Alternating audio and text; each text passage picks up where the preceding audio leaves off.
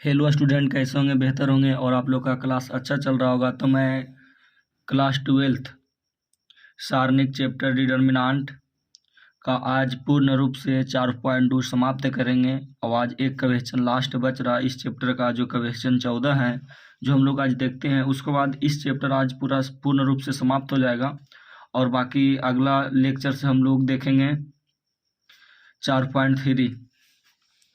तो क्वेश्चन 14 है, LHS A² + 1 AB AC AB B² + 1 BC CA CB C² + A RHS है 1 + A² + B² + C²।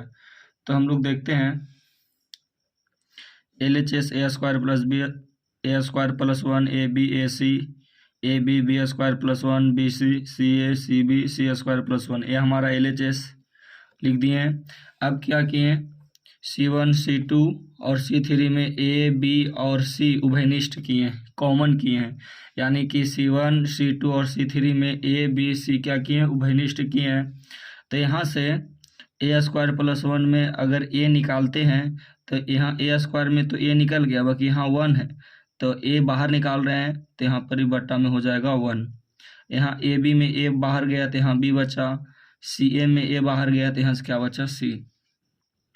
अब इस C2 में क्या निकाल रहे हैं, B, तो C2 से B निकाल रहे हैं तो यहाँ से B निकला तो क्या बचा, A। B² में एक B बाहर गया तो क्या बचा, B, बाकी यहाँ +1 है तो यहाँ B क्या लग जाएगा, भागा में लग जाएगा। आगे देखते हैं, यहाँ से B निकल गया तो यहाँ क्या बचा, C। और C3 में क्या निकालना है, C निकालना है। तो AC में C निकल गया बाहर तो यहाँ क्या बचा, A। BC में C निकल गया तो यहाँ क्या बचा, B। C² + 1 में अगर C निकल गया तो यहाँ C² में एक C बाहर गया तो C बचा, क्योंकि +1 है तो +1 है तो यहाँ से बट्टा में आ जाएगा, C बट्टा में कर दिए। अब क्या करते हैं,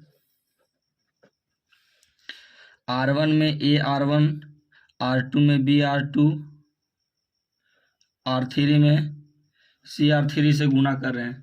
तो R1 में अगर ध्यान दीजिए, R1 में अगर A R1 से गुना करेंगे तो A² हो जाएगा प्लस A/A हो जाएगा। तो A से A खत्म। देखिए यहाँ A R1 में गुना कर रहे हैं, A से R1 का वैल्यू है A + 1/B। तो A से A में गुना होगा तो A² और A से 1 में होगा तो A/B।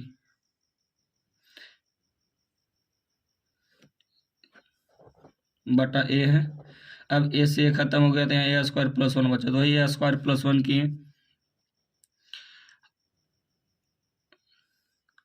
अब क्या किए, यहाँ A है तो A से गुना हुआ तो A², यहाँ A है तो A से गुना हुआ तो A²। बाकी एक चीज़ ध्यान दीजिए, क्योंकि जब अपना मन से R1 में A से, R2 में B से और R3 में C से गुना कर रहे हैं तो अपना मन से भी बैलेंस के लिए भागा दे दिए। तो A से भागा दे दिए। अब क्या कर रहे हैं, R2 में B से गुना कर रहे हैं तो B से B में होगा तो B², C में होगा तो B² + 1, B से B खत्म हो जाएगा, B² + 1। यहाँ B है और फिर B से गुना हो रहा है तो B से B में हुआ तो B²।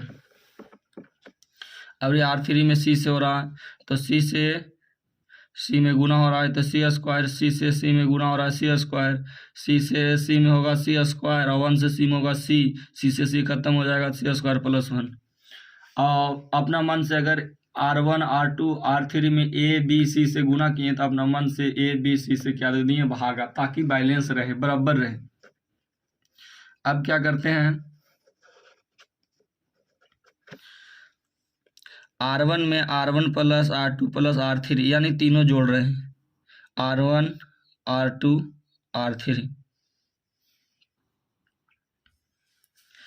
R1 R2 R3, C1 C2 C3 है तो जोड़ेंगे तो A² B² C² और +1 आ जाएगा कि नहीं आ जाएगा। R1 देखो तो 1 का 1 लिख दीजिए, A² B² C² तो A² + B² + C²।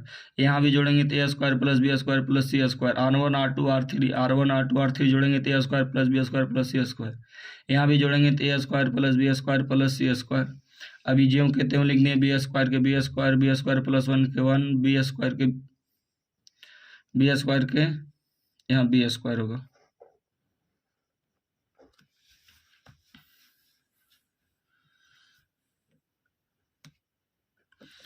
अब क्या करते हैं,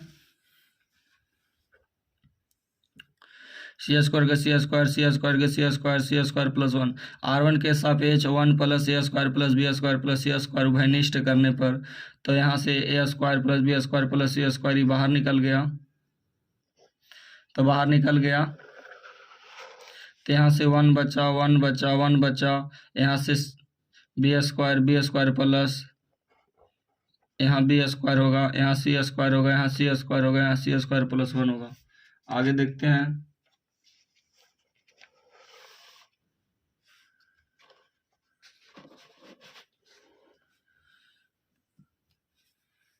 अभी क्या कर रहे हैं,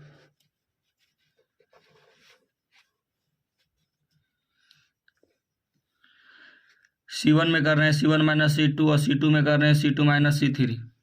तो देखिए C1 में C2 जाएगा तो एक पीछे एक जाएगा, तो यहाँ क्या बचेगा 0, बी स्क्वायर में बी स्क्वायर जाएगा तो ये खत्म हो जाएगा और प्लस माइनस क्या हो जाएगा माइनस, सी स्क्वायर में सी स्क्वायर जाएगा तो 0।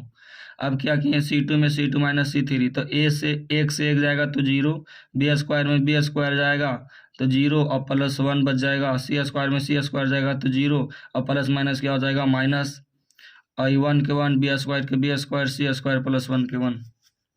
अब R1 के सापेक्ष विस्तार करते हैं, तो R1 के सापेक्ष अगर विस्तार करेंगे तो यहाँ 1 plus a square plus b square plus c square ज्यों के त्यों लिखे।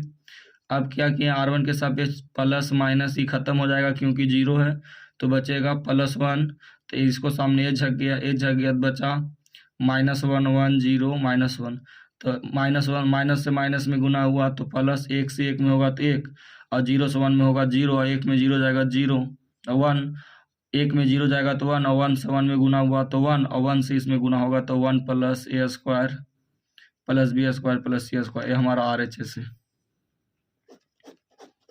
यही लाना था। अब देखते हैं क्वेश्चन 15।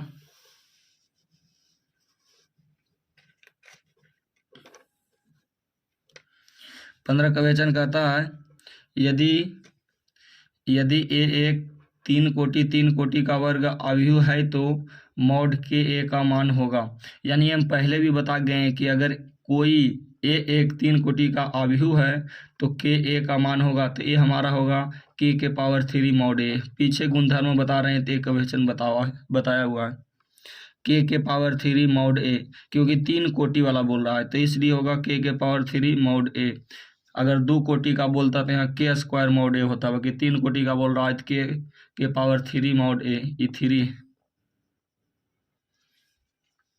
अगला क्वेश्चन देखते हैं, निम्नलिखित में से कौन सा कथन सही है। निम्नलिखित में से कौन सा कथन सही है, सारणिक एक वर्ग अवयव है, नहीं गलत। सारणिक एक अवयव से समवृद्ध एक संख्या है, नहीं, ये भी गलत है। सारणिक एक वर्ग अवयव से समवृद्ध एक संख्या, ए सही। यहाँ सारणिक एक वर्ग अवयव से समवृद्ध एक संख्या है, ये सही हो गया। ए डी भी हमारा गलत है, यानी ऑप्शन सी होगा, सारणिक एक वर्ग अवयव से समवृद्ध एक संख्या। तो आज तक हम लोग का ए चैप्टर पूरा पूर्ण रूप से समाप्त हो गया। अब हम लोग देखेंगे अगला चैप्टर, जो कि चैप्टर सारणिक का 4.3 है। 4.2 आज पूर्ण रूप से समाप्त होता है। तो अब अगला वीडियो में मिलते हैं। I hope you